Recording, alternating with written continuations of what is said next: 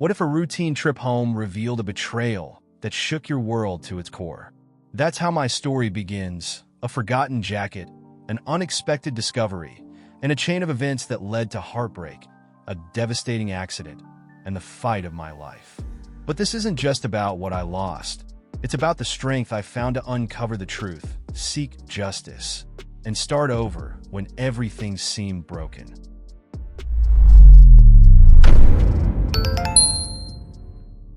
It started as just another day. I'd left work in a rush, already halfway to my meeting, when I realized my favorite jacket wasn't in the truck. The thought of that jacket, draped over the chair in my bedroom, nagged at me until I turned around. The drive home wasn't supposed to be eventful. It never was. But as I pulled into the driveway, something felt off. The blinds were partially closed, which wasn't like her. I shrugged it off. Maybe I was overthinking. I stepped inside, my boots clicking softly on the tiles, and called out. Silence answered me back. Odd. The air felt thick, charged, like the aftermath of a storm. As I made my way to the bedroom, I noticed her phone glowing on the kitchen counter. She never left it behind. Then I saw it. Something I couldn't ignore. A tie. Not just any tie, but one I'd seen 100 times before at the office, usually around my boss's neck. My stomach churned as my mind raced, connecting dots I didn't want to believe existed. I picked it up, the fabric soft and damning in my hand. 1,000 thoughts flooded my mind, none of them comforting. My heart hammered as I stood there, paralyzed. It wasn't just the tie. It was the half-empty wine glass on the nightstand and the faint scent of cologne that wasn't mine. I felt like an outsider in my own life. My world tilted, and I knew without proof, that something had shattered between us. I don't remember how the tie slipped from my fingers, only that it landed on the floor with a dull thud. My chest felt tight, like I couldn't breathe in my own home anymore. The place where I should have felt safe now felt foreign, tainted. The betrayal wasn't confirmed, but deep down, I already knew the truth. I backed away from the bedroom, each step heavier than the last, my heart pounding like it was trying to escape my ribcage. By the time I reached the front door, my mind was spinning in 100 directions. Questions collided in my head. How long? Why was it something I'd done or hadn't done? A wave of anger washed over me, but just as quickly, it was swallowed by a numbness I didn't expect. I needed air, space. Answers would have to wait. I climbed into my truck and gripped the steering wheel, my knuckles turning white. Every fiber of my being screamed to confront her, to demand an explanation. But I couldn't trust myself not to explode. Instead, I turned the key and peeled out of the driveway, my tires spitting gravel like accusations. The road stretched out in front of me, endless and empty, but my thoughts refused to settle. The further I drove, the heavier the silence became. The radio was off. Even the hum of the engine felt muted. My mind replayed the scene over and over. Her absence, the tie, the glass. The images burned into my brain like they were mocking me. I kept driving, though I had no destination. All I knew was that I couldn't go back. Not yet. The road ahead blurred into a haze. The familiar curves and turns suddenly foreign under the weight of my thoughts. I was gripping the wheel so hard my fingers ached, but I barely noticed. My chest felt hollow, like everything I'd known had been ripped out and replaced with doubt. Each mile I drove didn't take me farther from the betrayal. It only made it louder. I didn't see the red light until it was too late. My mind had wandered so far that when I slammed the brakes, the tires screeched in protest, the truck fishtailing on the slick asphalt. A horn blared, and for a split second, everything slowed. The headlights of the oncoming car filled my vision, and then impact. The sound was deafening. Metal crunching, glass shattering, and the world spinning violently. Pain shot through my body, sharp and unforgiving, before everything faded into silence. I remember trying to move, but my limbs felt pinned, unresponsive. My vision darkened, and the last thing I heard was the faint wail of a siren in the distance. When I opened my eyes, it wasn't to the road or the truck, but to blinding hospital lights. Except I didn't open them fully. Not really. It was like being stuck in a dream, unable to wake up, my body refusing to cooperate. Everything was a blur. Voices, shadows, the faint smell of antiseptic. And then nothing. Darkness enveloped me again. When I finally opened my eyes, it was like surfacing from deep underwater. The harsh fluorescent lights burned at first, and I blinked against the brightness. My body felt foreign, heavy, stiff, and uncooperative. Tubes and wires tethered me to machines that hummed and beeped rhythmically, their cold efficiency mocking the chaos I felt inside. For a moment, I wasn't sure where I was or how I'd gotten here. The realization came in fragments.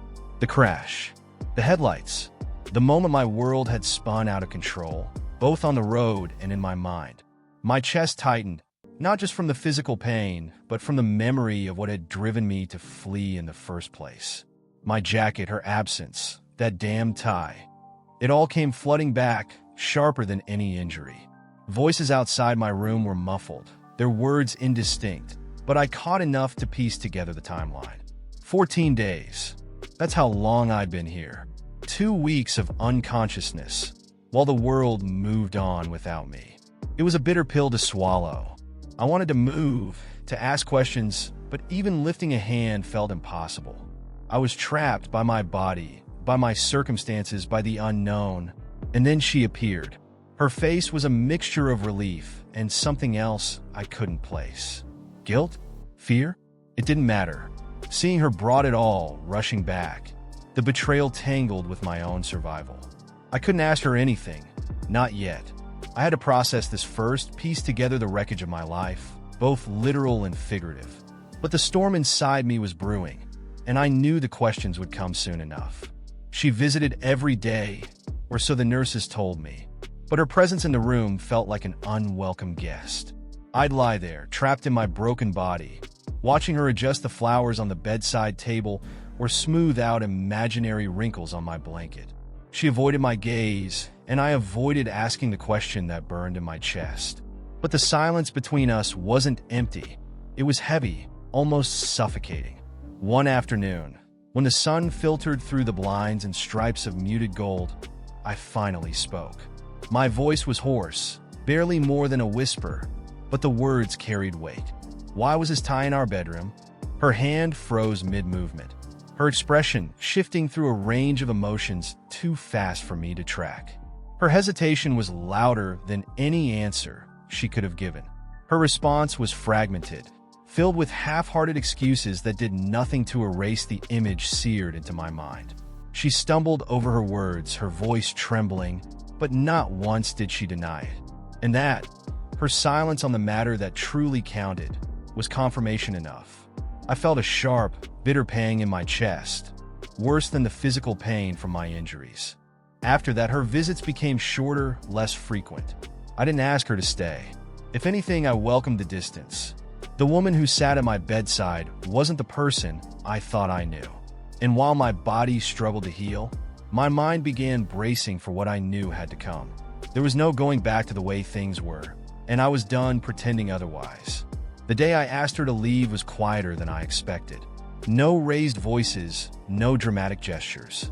I simply told her, with a calmness I didn't fully feel, that I needed space. Her eyes widened, glistening with unshed tears, but she didn't argue. Maybe she knew the fight had already been lost. As she gathered her things, I stared at the bland hospital ceiling, willing myself not to look back. Her footsteps faded down the hallway, leaving an emptiness I wasn't sure how to fill. It wasn't just her absence. It was the finality of it all. For years, she had been woven into every part of my life, but now, the threads were unraveling. Still, the weight of betrayal hung heavier than any nostalgia. I couldn't forgive her. Not for this. That evening, a nurse handed me a clipboard with forms to review. As I signed my name on yet another document, I couldn't help but think about the next set of papers I'd have to sign. Divorce. The words settled in my mind like a stone, heavy but certain. It wasn't a question of if, but when. This wasn't just about the tie or the whispers of infidelity. It was about the cracks in the foundation of our life together. I began to imagine a life without her. not out of bitterness, but out of necessity.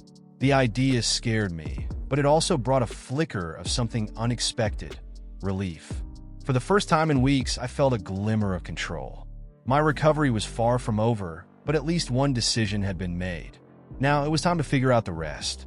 As my body healed, my mind grew restless. I had plenty of time to think, and questions about the accident gnawed at me. The crash wasn't just about my distraction. It couldn't have been. My truck, usually reliable, had felt wrong that day. It was a small detail I'd brushed off in the chaos, but now it loomed large. I started digging for answers. Phone calls to my coworkers were strained at first, but eventually, the pieces began falling into place. Maintenance records were missing, safety checks hadn't been completed, and whispers of cost-cutting measures circulated. Each conversation left me more convinced. My accident wasn't just bad luck, it was negligence.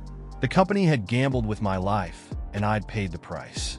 My attorney confirmed my suspicions. The truck's brakes, barely functional at the time of the crash, had been flagged for repair weeks earlier. Those repairs had never been made. As I pored over the evidence, my anger simmered. The betrayal from my wife was personal, but this felt systemic, calculated. They'd chosen profits over people, and I was one of the casualties. With every piece of information, my resolve hardened. This wasn't just about seeking compensation, it was about accountability. I wanted answers, but more importantly, I wanted justice. The fight ahead would be long, but I wasn't backing down. The company might have underestimated me once, but I wasn't the same man I'd been before the accident. Not anymore. The courtroom was nothing like I'd imagined. Sterile, formal, and oddly quiet. I sat there, dressed in a suit that felt too stiff, listening to lawyers volley arguments like it was just another day at the office. But for me, this was no ordinary day. This was the day I'd finally hold them accountable for what they'd done, or failed to do. My attorney laid everything out methodically.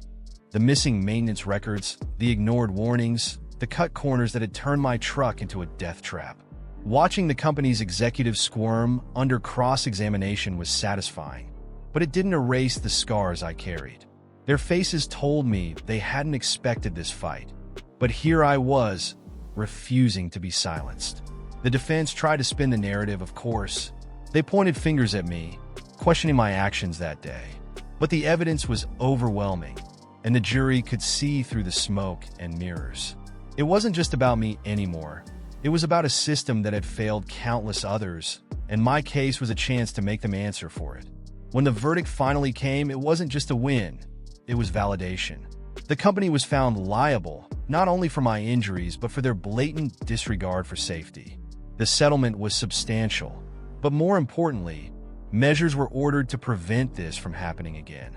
Justice had been served, but as I left the courtroom, I knew my journey wasn't over. I still had a life to rebuild. After the courtroom battles, I was exhausted, physically and emotionally. The settlement brought some relief, but no amount of money could undo what had happened. I needed more than justice. I needed peace. That's when I made the decision to leave. The city, with all its memories and ghosts, felt suffocating. It was time to start over somewhere new, somewhere familiar. I moved to the small town where my parents had built their life, a place I'd only visited on holidays as a child. The slower pace was jarring at first, but it forced me to confront the parts of myself I'd been avoiding. My body was still healing, but so was my mind. The quiet mornings, with the smell of coffee and fresh air, became my sanctuary.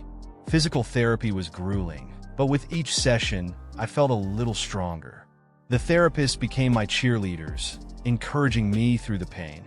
There were setbacks, days when frustration threatened to drown me, but I pushed through. I wasn't just fighting for recovery. I was fighting for my independence, my ability to reclaim the life that had been torn apart. Slowly, I began to find pieces of myself again. I rediscovered old hobbies and let myself dream about the future.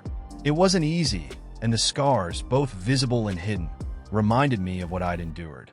But those same scars became symbols of survival. I wasn't just surviving anymore. I was learning how to live again, on my own terms. Life has a way of surprising you when you least expect it. In the quiet of my new routine, Opportunities began to unfold, subtle at first, like whispers of something better. A neighbor mentioned a local job opening, nothing like my old career, but intriguing in its simplicity. I hesitated at first, unsure if I was ready to start again, but something in me whispered, why not? The work wasn't glamorous, but it was honest. I found myself drawn to the rhythm of it, the sense of accomplishment that came from building something with my own hands. Each day, I felt a little more like myself, but a better version, one that had been forged in the fire of loss and betrayal. It wasn't just a job, it was a new foundation. As the weeks turned into months, I noticed a shift in how I saw the world. I stopped looking at the past as something to regret and started seeing it as something I'd survived. People in the community began to know me, not as the man who'd been broken, but as someone who'd rebuilt. I started to feel at home again, in ways I never thought possible. The new chapter wasn't perfect, but it was mine. I didn't have all the answers, and the road ahead was still uncertain. But for the first time in a long time, I felt hopeful. My story hadn't ended, it had just taken a turn, and now, with every step forward, I was writing it one day at a time. Keep watching our stories by clicking on one of the videos that appear on the screen, and don't forget to subscribe to the channel and turn on notifications to be alerted about new videos. See you next time.